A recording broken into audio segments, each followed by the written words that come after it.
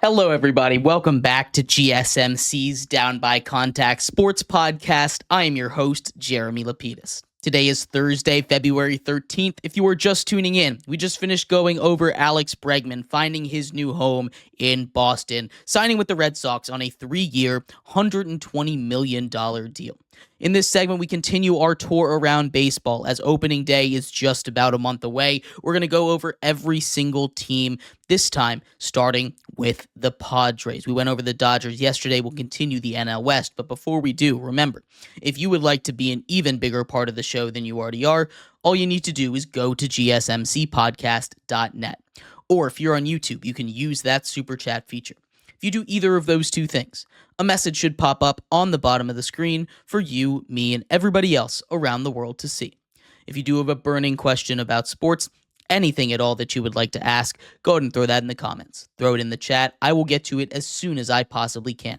I appreciate everybody so much for sticking around, talking some sports with me here on a beautiful Thursday, February 13th.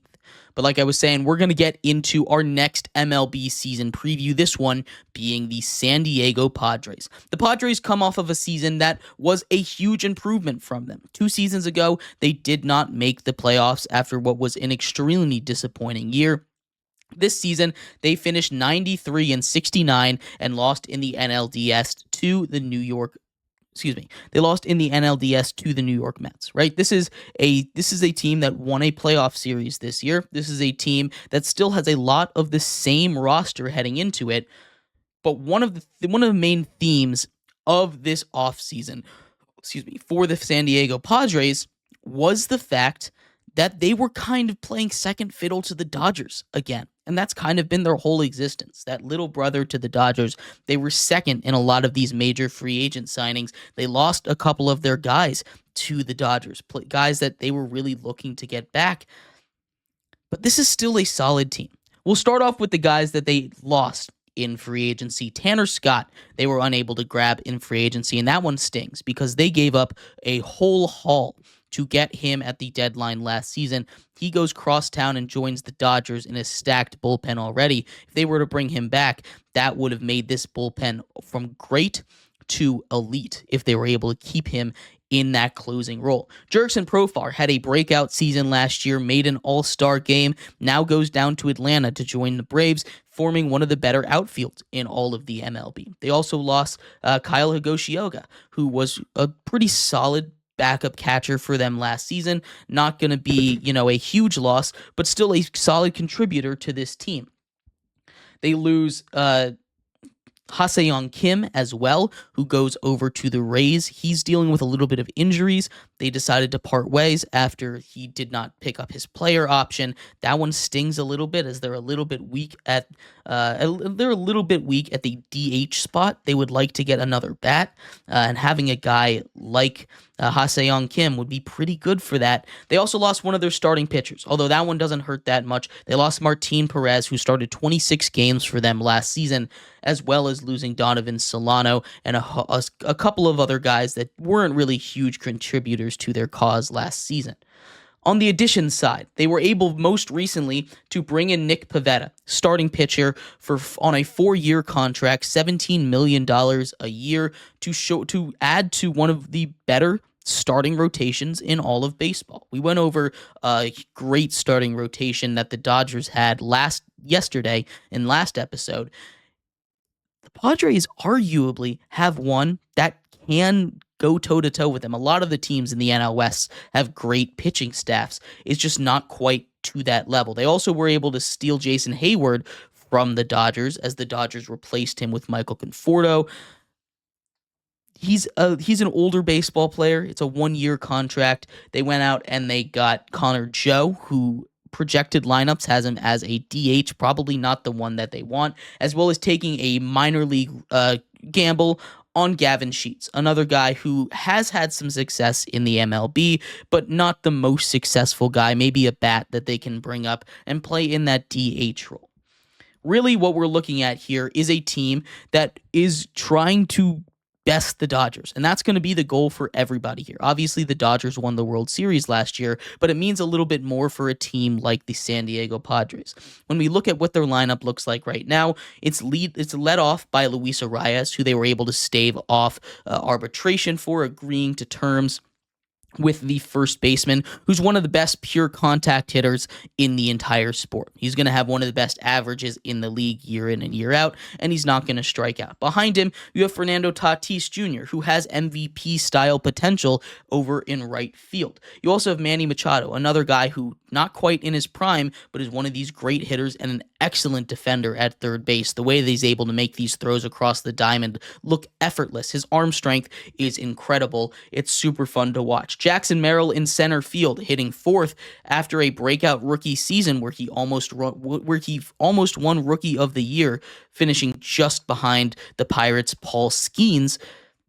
Still a really good season for Jackson Merrill. He's going to look to build on that. Xander Bogaerts, an excellent hitter at shortstop. He's going to go in. Then you have Jake Cronenworth, who I really like Jake Cronenworth. He's not going to be a star. He's not going to be a superstar kind of guy, but getting some really solid at-bats and defense at your second base position all the way down in the 6 hole is pretty important. Connor Joe is what they have projected at the DH. I've seen a couple other places project other players to be at DH. If they can get a real big bat, someone like a boom or bust kind of guy. I don't know if there's a Nelson Cruz-ish kind of build out in the free agency pool still. That's someone that might be interesting to go out and get as an everyday DH, whether it's in the organization or out of the organization. Jason Hayward to play left field. Like to get a little bit of depth over there in the outfield, and then Elias Diaz to play catcher as well. A pretty solid pick for him.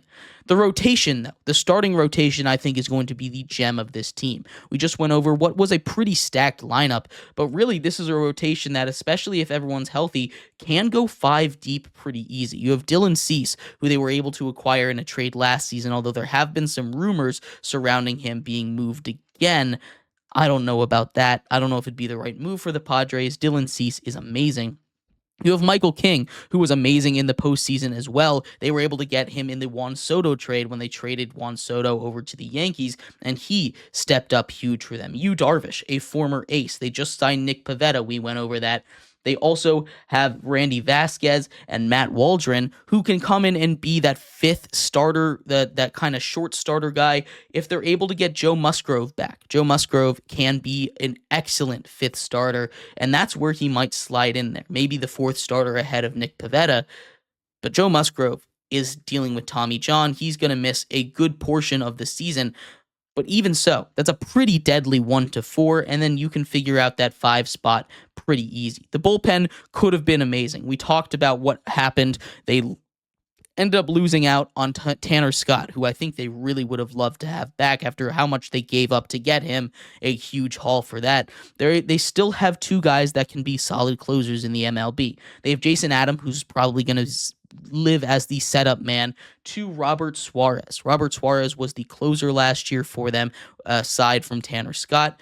That's a pretty solid 1-2 duo. Is this team going to live up to what the expectations are of a Dodgers team? Absolutely not. No one in the MLB is going to do that. Vegas has their over-under set at 85.5 wins. That's basically 30 wins less. 25 wins less than the Dodgers were when we looked at these odds the other day. I don't know, and I think that's pretty accurate. I think this team did lose a bit of a step, especially in the outfield, letting a couple good bats go, like a Jurickson Profar. Replacing him with a Jason Hayward isn't quite going to do it for me. They need to get another bat over there. This wasn't a great offseason for them. And it wasn't necessarily a bad one either. It was just one where I think they took a step in the wrong direction because they were pursuing a lot of these guys that the Dodgers ended up getting. They were pursuing pretty heavily, and we're in the final 2 for Roki Sasaki. If they were able to land Roki Sasaki, this offseason looks completely different than the way it does right now. But overall, this is a Padres team that's going to be fighting for a wild card spot, not really a division.